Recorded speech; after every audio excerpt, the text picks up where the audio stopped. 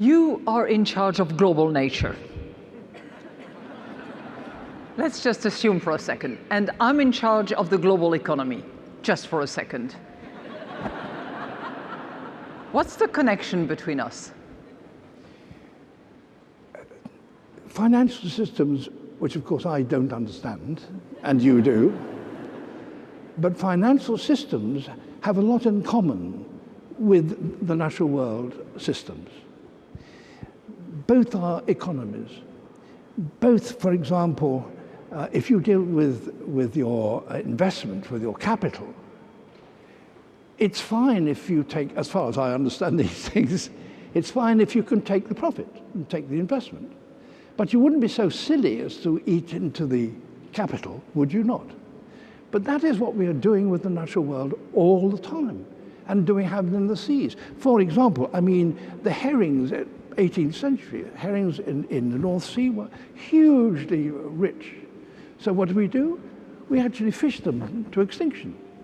And so then we move off to the Atlantic. The cod, wonderful on the banks of Newfoundland. Huge amount of coral, of cod, which couldn't possibly be exterminated. But we did. We don't learn.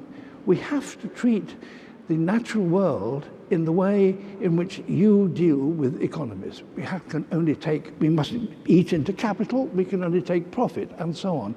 And I'm sure there's much more in the parallels between these two things than I can understand, but you will, because you understand how you deal with financial economics, and the same sort of principles affect the natural world. Okay. I can see how technologies could come into play and how they impact economies and how they can help with nature as well. And one of the very few things that we can do is look at how governments spend money. And one of the things that we have found out is that they're spending generally around the world enormous amounts of money on subsidies, which subsidies are often used to burn fossil fuel.